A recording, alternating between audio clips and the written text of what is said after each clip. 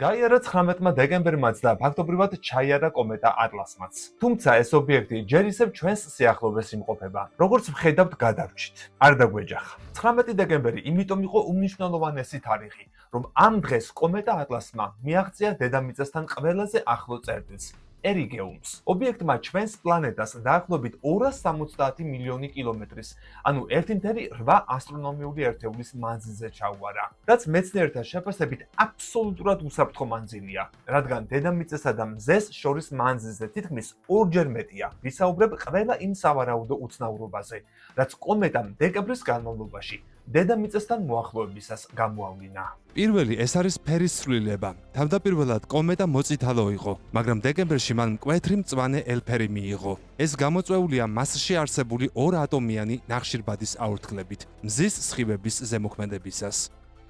მეორე არის იდუმალი, ანტიკუდი. ასტრონომებმა, მათ შორის ჰარვარდის პროფესორმა ავილოებმა, შეამჩნიეს უჩვეულო სტრუქტურა, ჭავლი, რომელიც მზის მიმართულებით არის მიმართული. ჩვეულებრივ კომეტის კუდი მზის საპირისპიროდ არის მიმართული. მესამე, X სხივების გამოსხივება. იაპონელმა მეცნიერებმა დააფიქსირეს, რომ კომეტა ასხივებს რენტგენის სხივებს, რაც მიუთითებს მზის ქარისა და კომეტის გარშემო არსებული აირების ინტენსიურ ურთიერთქმედებაზე. ანუ, ეს სამივე საკითხიც ბუნებრივი წარმომავლობით იხსნება, თუმცა ამ სიახლეებმა აჟიოტაჟი მაინც გამოიწვია.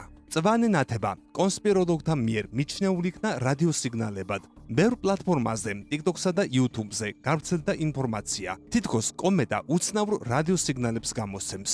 ეს სიმართლეს არ შეესაბამება.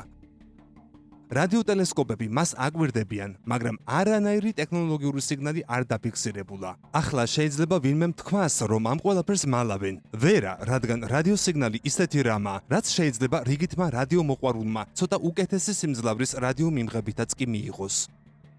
მეორე საკითხი კი, ნუ თუ ასე როგორ შეკრა ყველა პირი მსოფლიოში, მეცნიერებმაც და მთავრობებმაც. როდესაც ვხედავთ, რომ მაგალითად რუსეთი და ჩინეთი ევროპასთან და ამერიკასთან მკვეთრად დაპირისპირებულია, ნუ თუ არაფერს იტყოდნენ, ვინმე ნუ თუ არაფერს იტყოდა. ფორმის ცვლილებაზეც ატყდა ერთი ამბავი. გავრცელდა ფოტოები, სადაც კომეტას პეპლის ან ფრთიანი ხომალდის ფორმა აქვს. სინამდვილეში ეს არის კომეტის კომა, გაზის ღრუბელი და 2 კუდი, რომლებიც გარკვეული კუთხით ასეთ ვიზუალს ქმნის. ამას დამატებული მონტაჟი ფოტოედიტორებითა და ხელოვნური ინტელექტის რესურსები და ვუალა, ხომალდის გამოსახულებაც მიღებულია. გამოიწერე კოდის YouTube არხი. ნახე უამრავი საინტერესო ვიდეო სხვადასხვა თემაზე.